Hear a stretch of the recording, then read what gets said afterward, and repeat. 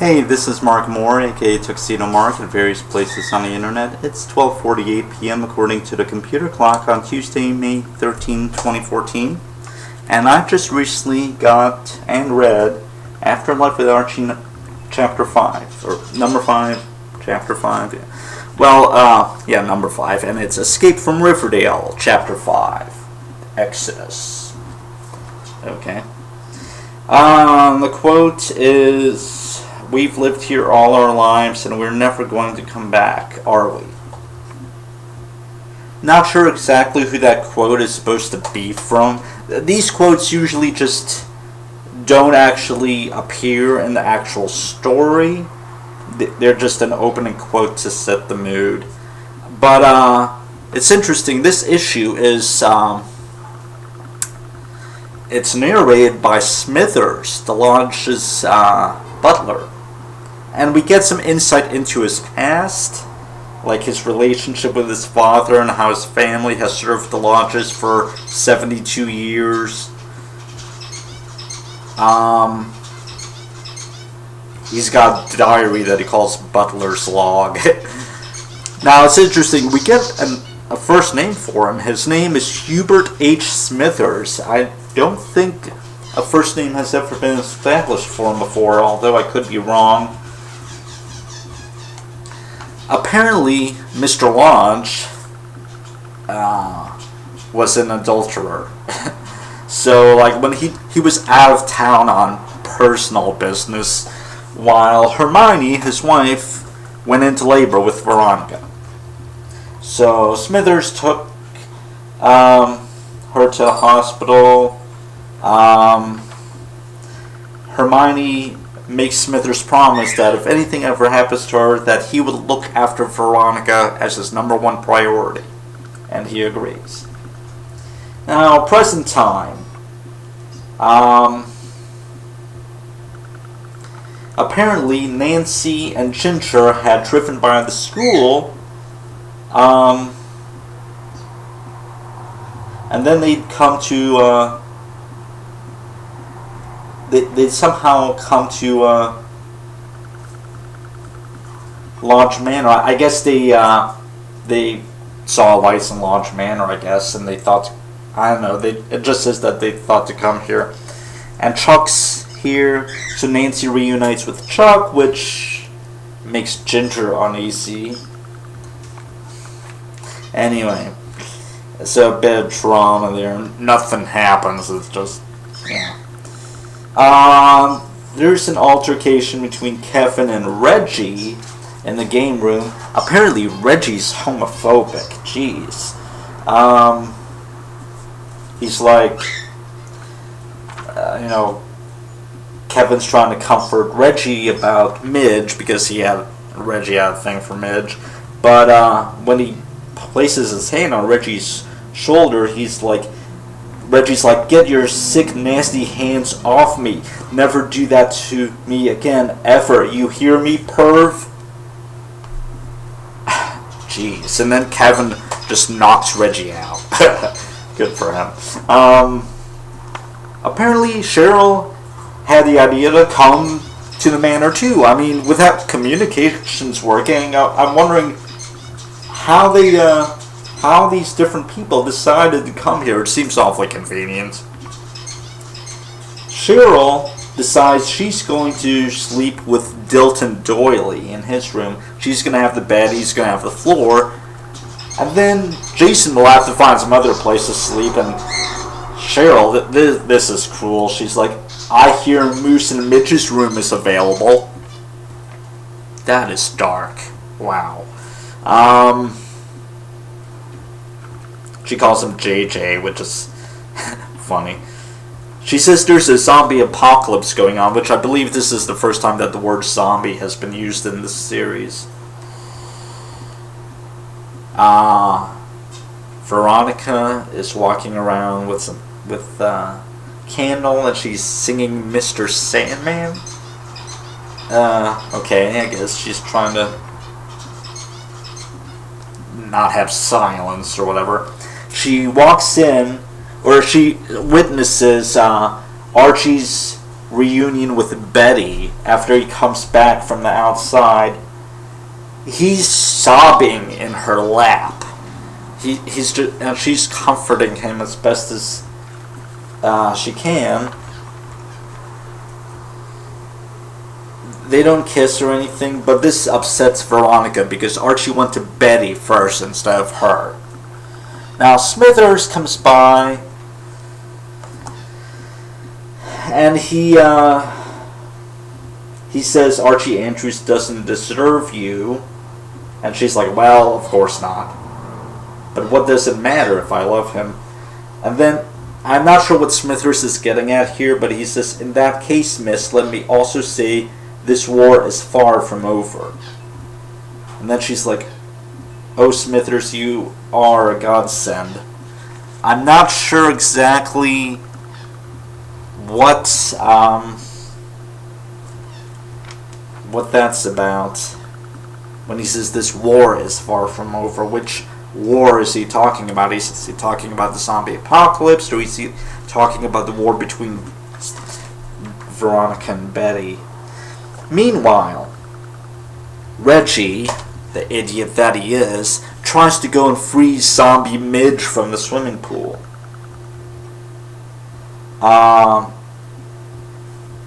Dilton stops him right before he's about to do that, and then they discover that the horde of zombies led by Jughead is surrounding the mansion.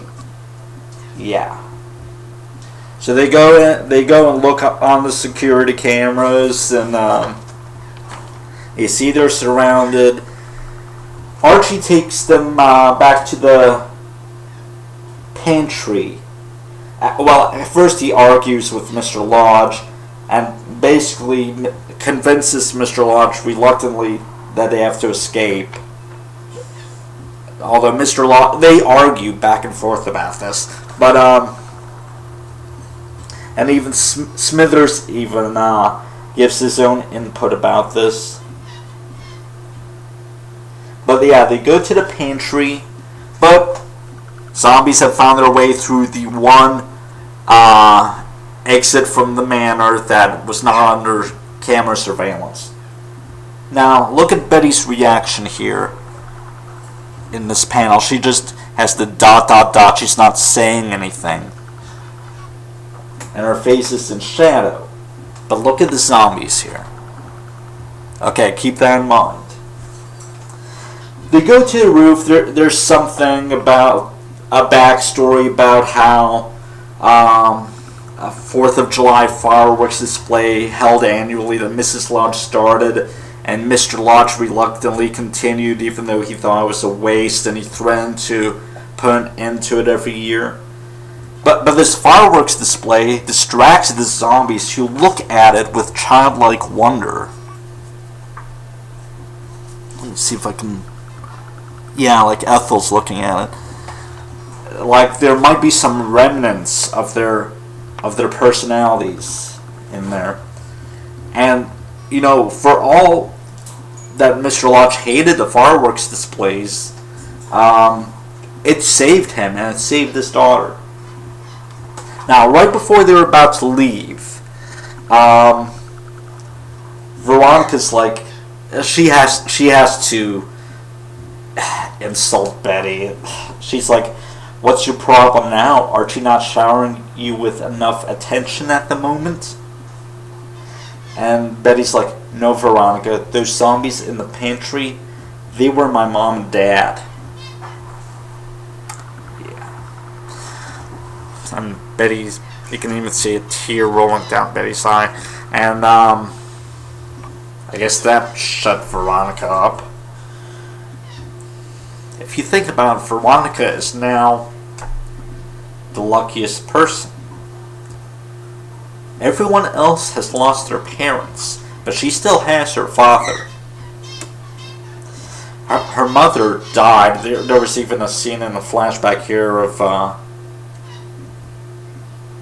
Mr. Lodge at Hermione's gravestone. We still don't know exactly how Hermione died. It's not specified when she died. Was it during childbirth?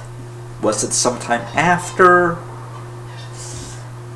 I guess it was after, but I guess Veronica might have some remembrance of her mother, because when they go outside, Veronica stops at the gravestone at the Lodge family cemetery. Apparently it's on the grounds.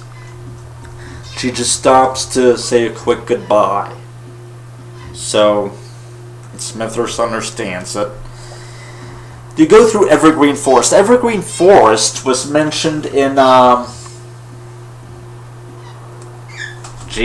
okay. Back in 1991 to through 1992, during the 50th anniversary celebration of Archie Comics, they came out with a series of prose novels called Riverdale High. And one of them, narrated from Veronica's perspective, was called My Father the Enemy.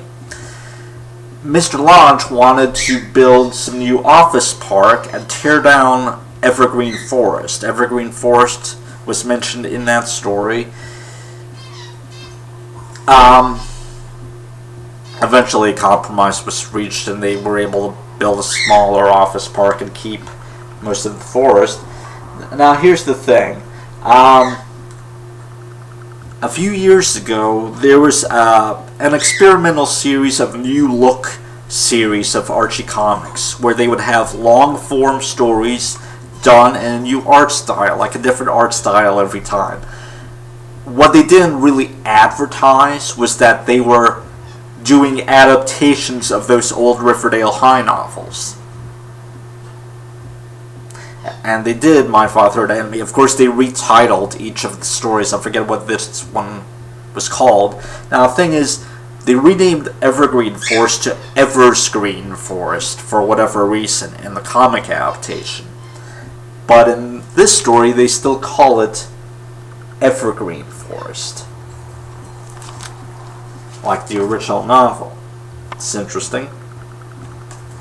They come across one zombie and another. Kevin Keller and Ginger Lopez become like the archers of the group. Yeah, they're like an archery team. They put 2 arrows in into zombie coach cleats. Kevin calls Ginger Spice, and she calls him Queen Arrow. Ha. Alright, last panel. Welcome to Riverdale, America's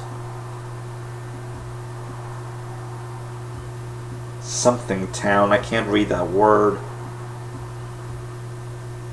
But anyway, they're camping out in the forest. Smithers is concluding his entry in the journal.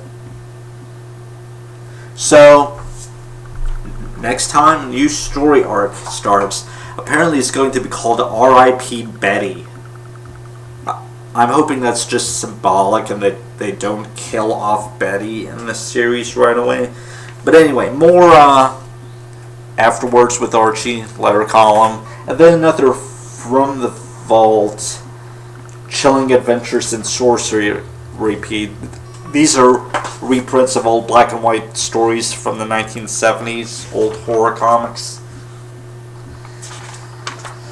And then preview of the issue number 6 cover. We get to see what Sabrina's been up to in the other world or whatever that she's been banished to. We haven't seen her since issue number 1. Here's the back cover. Yeah. So, Escape from Riverdale is done. Our heroes have escaped from Riverdale. I'm not sure exactly how many people are in the group. I mean, there's Archie, Reggie, Betty, Veronica, Cheryl, Jason, Kevin, Chuck, Nancy, Ginger, Mr. Lodge, Smithers, Mrs. Andrews. Yeah, his mom doesn't even talk during this entire issue, but Betty helps to, or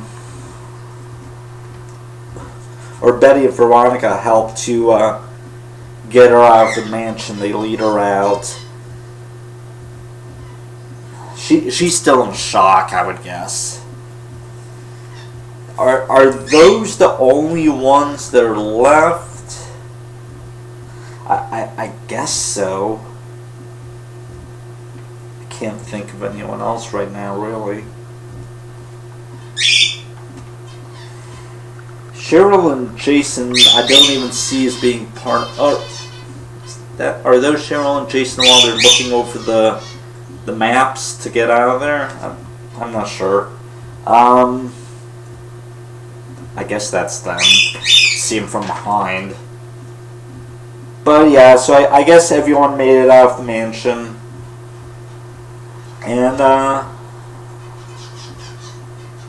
they're just going to have to put up with each other.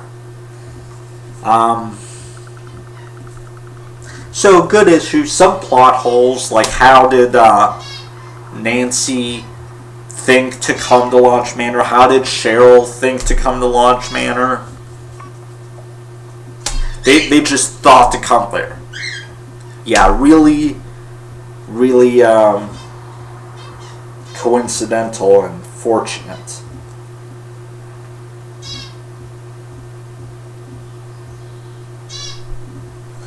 But interesting. The front cover has a little 13 on it, which I guess means it was illustrated last year. I don't know. This issue's been delayed, I think. I forget when it was originally supposed to come out, but there have been shipping delays from Archie Comics recently for various titles. I'm not sure why, but yeah, I'm looking forward to the next story arc, definitely. And the first 5 issues will be collected, just so there's going to be a collection coming out. Other than that, yeah, just if you haven't checked it out already, check it out. So, it's 1:05 p.m. and that's it. Thanks for watching.